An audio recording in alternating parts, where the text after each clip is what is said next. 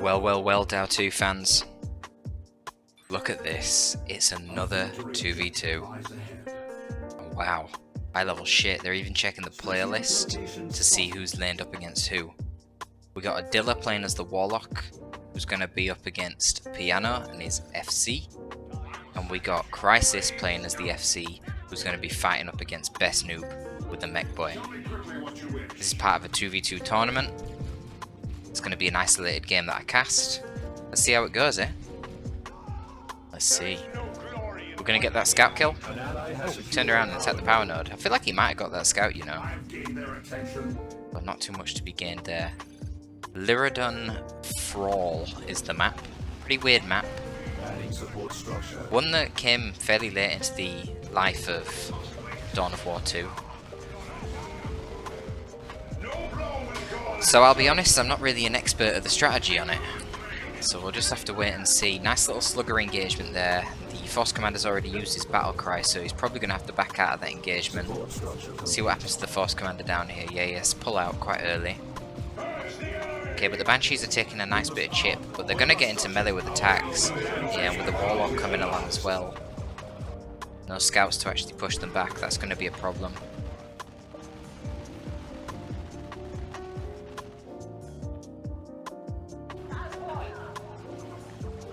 Alright. Weird tracer effect. I don't know why I'm getting this weird tracer effect on my Guardians. What the hell is that all about? That's kind of cool though, actually. Weird. So, nice little gem bash there from Adila. Gotta try and get my head around who is who in these engagements. So, Cry is the Space Marine over here. Piano is the Red Team Space Marine. Alright. Very large open area in the mid here. You can see how this would be great if you got like P-Dev set up in this position covering the VP. Coming all the way down here would be quite oppressive to try and flank them. So VPs on the sides versus power. So you can see so far Red Team clearly have a nice power advantage. Only one generator up for the blue team. Not even noted this, and we've got some harassment on the back lines from Best News Mech Boy decapping that wreck point. In contrast, we've currently got 2 generators and 2 nodes from the red team. Keep catching Best Noobs. Slugger Boys tying up those tacks of Cry, putting in a lot of work, forcing them off. But we do see double tacks. Sluggers are going to use the melee charge though from that attack, following it through retreat, ending up tying up this tack. And there's nothing they can do. There's no support here. Scouts are capping, FC's capping. They're going to have to back out. We're going to have a little bit more of an even engagement over here. And wow, look at this! Check this out, man! Double sniper scouts. Best Noob's laughing because there's no gens here. I mean, yeah, they've got a big advantage here. So the Stormboys are coming out and they're decapping the natural power over there. They're going to get that decap, but they're probably going to have to back out. So snipers are putting in some work. I mean, they killed a Guardian. Look, I don't know why the hell Piano's gone for double snipers, because the Guardians can just build energy shields. The Rangers can get their upgrade and be infiltrating and can duel the snipers very easily. So it's a little bit questionable to me. I've seen a bubble shield. I don't like scout snipers here. I think that's a poor choice. There you go, look at that. Rangers killing the scouts pretty easily. Jeez, you see, this is the problem because of the infiltration. Oh my god. Oh, brutal! Piano, what are you doing? Instantly loses one of his scout snipers there to the kinetic pulse before I could even finish saying it. And Piano looks like he's kind of screwed. Now, fortunately for him, there's not a lot of gem bashing material there from the Eldar. Eldar are not really renowned for their gem bashing ability. Devs are the choice for Crisis. A little bit of a rear attack force to try and counter-initiate those Stormboys, but they don't really do enough DPS, and all those forces getting forced off. Battery pack is out on the Mech Boy as well. Looks like the shooters are going to get forced off, but the Stormboys should get back into melee, be able to deal with attacks, maybe. Looks like Battlecry could potentially be off cooldown here, we'll have to wait and see. Looks like both of the gem bashing attempts have been kind of thwarted. Gonna get a gen here. Cry got a gen over here, and it's given him time to build up his gen farm over this side. So now the gens are looking a little bit more even. In fact we currently have 5 gens for both sides. Let's have a look at the power income, shall we? 55 and 52, the difference. What is the difference? Because red team own this. I don't know what the difference is. Oh, the difference is that that wasn't fully built, so now that's 59, yeah, okay. Fair enough. And we're pretty even in everything, except for the fact that Piano lost 2 of his sniper scouts, so he is really far behind.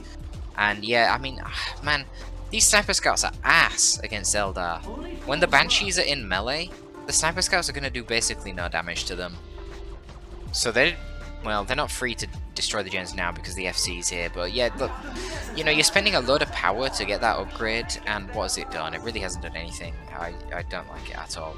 It doesn't scale either. In fact, it actually is one of the few instances of anti-scaling in the game, because it makes these scouts cost power to reinforce. It makes them much more expensive to reinforce. Anyway, it looks like Piano will be forced off down there, and Adila will be able to get some sort of gem bash. But Cry is once again attempting a gem bash. He's got his Flamer Tactical Marines. Now the mech boy has, ooh, beautiful grenade. You love to see it. Oh my god! How did 2 models survive? I didn't even catch the HP. Guys, what HP was they on before that battery pack heal came in? That was a Battle-Cry buffed scout grenade. Did some huge damage. But it looks like the shooters with Mordaka were able to force off the Flamer Tactical Marines. So that is going to give a little bit of respite. Oh, beautiful. Kinetic pulse into grenade. And Piano loses his Tactical Marines. This is embarrassing. Piano is getting absolutely smashed down here. Best Noob is going to have to carry really hard.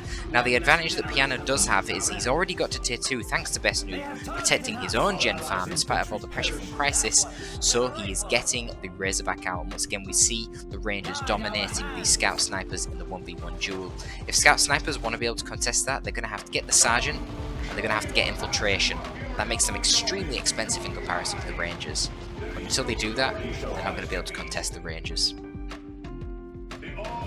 But the Razorback should be out soon. It looks like Piano's going to keep one of his gens alive, maybe, by the time the Razorback gets here. Maybe. We'll check on that in a second.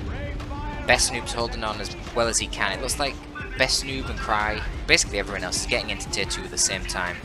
Best Noob forcing off that flame attack earlier was a huge feat for him because it meant that he could protect his own gen farm.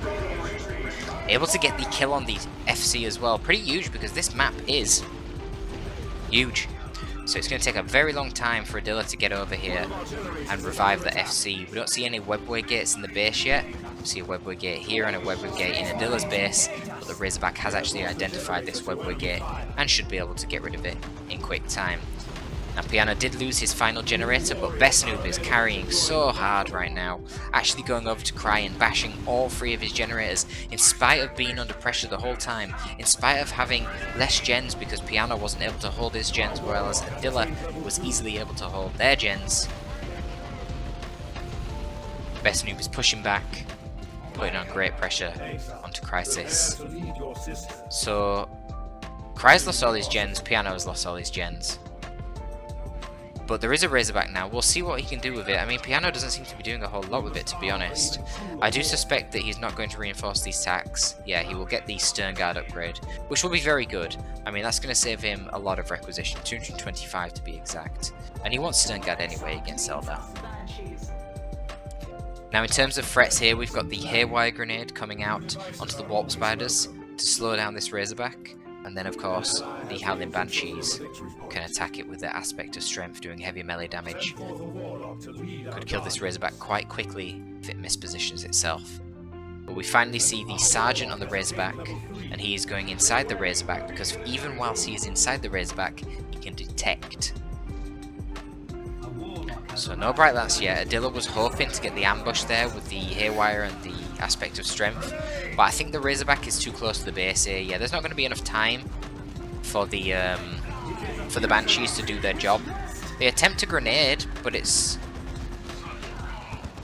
not going to be very effective. The Rangers might be able to kill that Scout, we'll see. That would be a big loss if they can kill that Scout, because there's going to be no repair support then for the Razorback. Looks like the Flamer Tactical Marines go down there. The power of the Slugger Boys with their knob is unreal. And oh, what a time for them to go down. The Dreadnought has just come out and would be able to put on some serious pressure onto those Slugger Boys. But too little too late now. He's already lost attacks. Bit of a flank here from Adila's Guardians. They're on their own. This is very risky. Yeah, the Slugger Boys are going to rip them to pieces. The Dreadnought does have the Assault Cannon, which is going to be extremely effective. Very good unit in 2v2. It looks like the Scouts did end up surviving in the end. Cry really needs to get his power farm back. There is a serious lack of power for, well, both teams to be honest, but this has been decapped for far too long here. I mean, Adila is stomping Piano and Best Noob is stomping Cry, which is generating quite an even game, surprisingly. It'll be interesting to see what happens when these two players come together and fight as a team. And we're seeing a lot of webway gates coming up from Adila. I like that. He's using all of his red in it. That is a great way to support your teammates, being able to hop between the two bases, especially on a map like this. It's a huge map. Really big map. I didn't realise these positions here were open as well, so potentially you could put P-Devs up here, and I bet you could, from here, use attack ground and stop the VP caps, which would be very annoying to deal with. Sternguard kind of caught out of position there by a little bit of an Eldar ambush. Kinetic Pulse frightening them. There's no energy for a grenade, fortunately. FC just going to do a side cap on the VP. As always in these 2v2s, I mentioned it last time on the Calderas Refinery map, but it becomes so hard to capture this VP when it goes neutral and there's artillery on either side, that a lot of these 2v2s will actually come down to the side caps. Wait, Piano is fucking up there. He definitely should be getting the decap on the VP whilst he has an opportunity to do so. It's that trickling down of VP slowly of the game from the constant decaps that is really, really valuable. And that's another reason that Sniper Scouts are so questionable. Not only are they more expensive to reinforce, it means you don't have infiltrated Shotgun Scouts, which can constantly be harassing that VP. I mean, right now, with the resources that Piano has, he should be buying a default Scout, giving it infiltration, and constantly sending it to decap that point. The Sternguard need to be in the middle. They're an extremely powerful ranged unit, great at punishing all the light infantry of Eldar. They need to be helping out Best Noob here. I mean, Best Noob is facing up against two full armies here. There's, well, not two full armies, but two forces all on his own. I mean, there is a Razorback, but yeah, it's not going to help much when there's a Bright Lance on the field too. So he goes for that decap, but it's way too late. The Sternguard are slow, and they don't infiltrate, so you can see it coming. Okay, so Piano's plan is to get the Terminator Force Commando, okay. Interesting. I'm sure Best Noob feels great about that. Basically, Piano has no bloody army at the moment. He's just got this random fucking Razorback. Best Noob needs to hold all the gen farms, because once again, Piano is finding a lot of pressure on his own gens. Probably going to lose this generator. Oh, this is going a bit better for him. You know, Sternguards are putting in that very scary damage over time. Razorback does not do a little amount of damage, but there is now a Bright Lance onto the rear of the Razorback, but it's okay. It's dropped down the smoke and it's pulling out of there. Kind of a huge commitment here from the red team, sorry, from the blue team to try and take out. It's very confusing because it's a red colour scheme from Cry for the blue team. Try and take out the Razorback, but it looks like he's just going to push onto the gens. I guess it's fine because Cry knows he has no gens here anyway, and he can't hold these gens from Best Noob, so he figures he might as well go down and push it. I think what Best Noob should do here, rather than trying to push this engagement, he should just go and wipe out the remaining gens for the blue team. And then he would find himself in a natural flank, and if Piano can push up at the same time, they can pincer it and kill the Dreadnought, or if he finds himself in a dodgy spot, he can just pull back through the middle and retreat. Either way, what's this? This is Stormboy. Stormboy's just got wrecked by the ethereal slash of the Witchblade of Kurnos, but they do actually get out without dying. The missile attacks have been putting on a lot of pressure onto the War Truck. War Truck actually gets saved there by the smoke from the Razorback, which is a really nice play to see. Good little bit of team play. Slugger Boys should be focusing on the tactical Space Marines. Yeah, they do get him. And now we see a Terminator Force Commander coming out for Piano. That could potentially be huge. It depends on what kind of upgrades that Terminator Force Commander is going to get, I suppose. Now, Adila is committing very hard to Tier 2. This is something that we often see in team games from Eldar, because the Eldar Tier 3 is not very good. Eldar don't have elite Tier 3 infantry that's comparable to other races' elite tier 3 infantry. They do get Sith Council, which are good, you know, but they're probably like on par with Kassakin. Whereas compared to Terminators or Knobs, Flash Gits, they're just nowhere near. They're not anywhere near as good. At the end of the day, Sith Council do get damage resistance to range, but they're still only light infantry and they're not that tanky. They're basically a little bit better than Banshees, so it doesn't change anything about their meta. If you can beat Banshees quite easily, you're going to beat Sith Council quite easily as well, realistically. Therefore, often you will see the Eldar instead going for a bigger tier 2 because they get Wraithflaws, they get Falcons, they get a load of elite tier 2 infantry as well. You know, Fire Dragons, War Spiders, Dark Reapers, all these are great units. And you see that the Bright Lance Wraithlord there finally manages to snag that Razorback away from Piano. So I'm curious what's going to come out next. Now, Best Noob had a nice commitment here, wiped out all the remaining gens for the blue team, and there's basically nothing in terms of generators for the blue team now. But this looks like a good engagement here. So long as the Wraithlord moves onto the tank busters, there's basically nothing to deal with the rest of the forces here. Is that tax? Yeah. Cry's super low on troops. He's had a pretty bad game here. We do see the PDev coming up, and this is where the VPs become very important. Infiltrated scouts from Cry, as you would expect, putting on more pressure onto the VP. And it's going to be very difficult for the red team to capture this VP now with the PDevs there. Best Noob not impressed.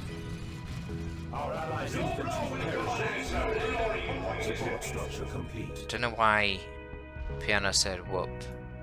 Did he make a mistake there? I don't understand. An ally has gained control of a victory point. But yeah, Piano can't even keep his own gen farm up.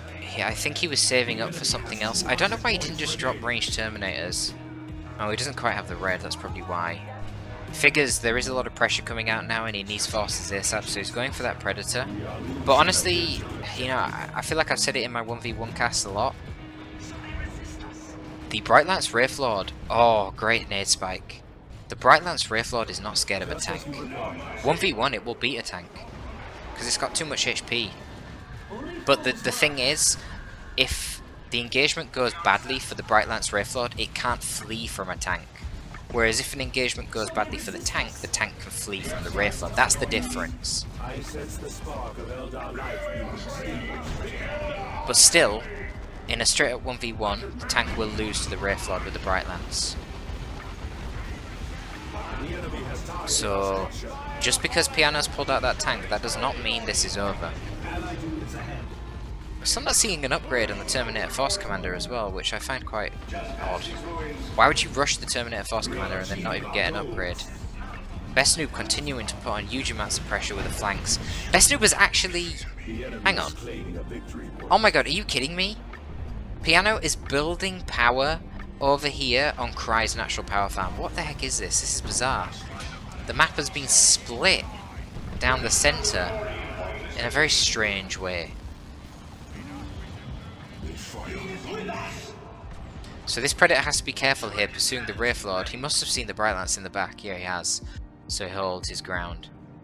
This Predator will die very quickly otherwise. So Best Noob at some point lost their Storm Boys. I don't know when that happened. Oh, a little bit of an overshot there from the Slugger Boys. They're taking a lot of damage here. There are Shotgun Scouts. Oh, nice special from the Wraithlord as well. Gonna kill that knob. Yeah. Good grenade could wipe out the Sluggers here, and that would be huge. Does he get it? Oh, it's an Adila nade. He actually missed that far Slugger Boy, but he did end up taking them out with the guns. That's actually huge. I feel like those Sluggers are putting in massive work. And the problem for Best Noob now is that he has no melee troops. Melee troops are great for running down the side of the map, because they can 1v1 any ranged unit. Constant harass coming in from Adila, attacking the side of the map. Banshees onto the Stern Guard is going to go quite well until they use They Shall Know No Fear. Haywire to shut down the Predator. And he gets out of there, which is fair enough. Not too much bleed. I mean, he did actually have quite a lot of bleed. This is tricky now. This is going to be tough. The Terminators are here.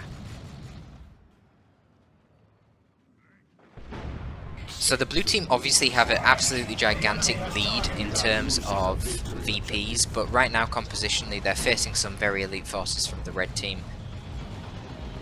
Predator plus Terminators is the classic endgame composition of Space Marines. It's very tough to handle that. And this is the problem. You see now how the Wraithflord wants to back out, but the Predator can pursue because it's so fast, and there's no escape for the Wraithflord. So the Wraithflord goes down. The Plasma Devs went down because the Terminators jumped on them, and now we also see double Git Finder Snazgun Flash Gits. So they're basically Shooter Boys on steroids, longer range than Shooter Boys. I mean, these things have the same range as Heavy Bolters. And you'll see the damage they do to the Force Commander in a second. No, you won't, because the Force Commander teleported away, but he's going to die anyway, because Cry was a little bit too slow to micro him away. I'm going to see their damage on the Warp Spiders. They get a little bit of a rear armor AY grenade on the Predators, but they have to flee. And honestly, looking at the compositions now, I don't really see what the blue team can do to win this. They did manage to capture back their natural power, which Piano so nicely for them built 2 gens on, but yeah, I mean, they're low on power and they're low on wreck, so all they've got is the VPs, and I really don't see how they can hold the VPs at this point. These Terminators are going to be an absolute nightmare. This TFC is kind of a nightmare as well. These Orc forces are too elite. Shooter Boys are guarding the natural VP, so scouts will die in seconds if they try to take that, while the more elite Flash Gits are in the centre. I mean, just these 4 units here, the Pred, the Termies, and double Gits, going to be a nightmare to take on. Banshees just don't have the durability to get in and wipe out all of this. You see, they would be the ideal counter. Like, to be fair, if you had Banshees plus Seer Council, and you used like Cloak of Shadows, which Adila has, for the AoE damage resistance to ranged, that could be quite effective, but he doesn't have that. Piano opting for a second Predator, that's interesting. I might have got a Librarian, I think, to help control my Terminators, get them out of any tricky situations if they get caught in melee, Gate of Infinity them out, etc. It's a big map. Big map to use Terminators on, but Terminators are great. As long as they don't lose models, that passive HP regen on the Loyalist Termies, oh my god, it's so beautiful in team games. You basically never have to send them back to the base. He's close to his base, so he's going to do that for a little while, but that's fine. Yeah, you see the scouts went for their attempted decap there, and met 12 shooters, so quickly had to back off of that. Let's see how the Snazguns do against Sternguard. So, not the ideal weapons against Sternguard, you would rather have blasters, and Sternguard do actually cap under that fire. Oh my god. Terminator Force Commander, Power Fist onto the Bright Lance, as well as a Scout Grenade. That is the end of that Bright Lance. Banshees can't even finish off the level 4 Scout that runs away, and the double Predators force them off. It looks like everything is going to get forced off here. Terminator Force Commander, sorry, the Thunderhammer Force Commander walked into the double shooters, ended up being forced off himself. Then some commandos were called in using... No, not using the global bar, it's not a commando knob. Oh, here we go, Love the Dagger into the rocks. This is probably going to seal the deal. There is a webway gate there, obviously they couldn't see that, but I feel like a lot of things died anyway. Maybe not, you know. No, I think they all got out. Yeah, the scouts, the Sternguard did get out thanks to the webway gate. If that webway gate wasn't there, that would have been a very juicy nuke.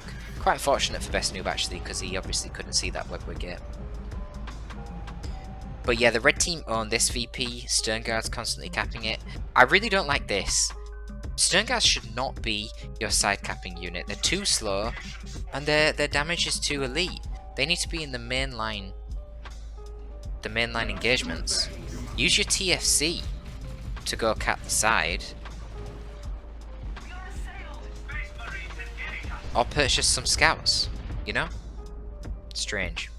I mean, this has definitely not been Piano's game, but now that he's got his tier 3 elite units out, surprise surprise, he's kicking ass. That's what happens when Space Marines get to tier 3.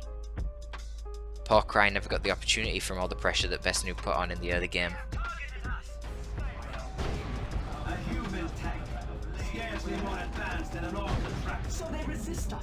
I mean, blue team still has the lead on VPs, but it's just trickling down slowly, and honestly I really don't think... I mean, what can they do? There's no way they can take this point. Like, Cry would have to send his entire army here, and I don't know, I don't see it working. You can just quickly rotate the flash gits over and there's no problem. Then Piano's going to be putting on pressure to the national VP, so Adila can't assist. I do feel that Piano should be splitting up his predators. At the end of the day, the AV can only be in one place. I mean, Cry at this point has double Lasdevs, so I guess they don't have to be in one place. Now we see Blasters now on the flash kits. Let's see how they do. If they focus on the Stern Guard, Blasters do bonus damage against heavy infantry and super heavy infantry. They're shooting at the scouts for now. They definitely force the scouts off. Keen to see what happens if they shoot at the Stern Guard and such. One of the downsides of the Blasters is they rely on their splash damage for DPS, so against single entities, the DPS is actually worse than the SNAS guns. But oh yeah, you see them shredding the Stern Guard. Grenade going down at the Terminator. It does some good damage, but yeah, ultimately, there's no follow-up, so the Terminators are just going to heal it off. This is why Terminators are so brutal. And then you remember, every single time these Terminators are killing things at ranged, they're buffing up the damage of all the nearby allies, and then a beautiful orbital bombardment to seal the deal. What a massacre. Power of tier 3 showing its worth here. I mean, Piano is just rubbing salt in the wound now, moving forward and shooting off some missiles in celebration.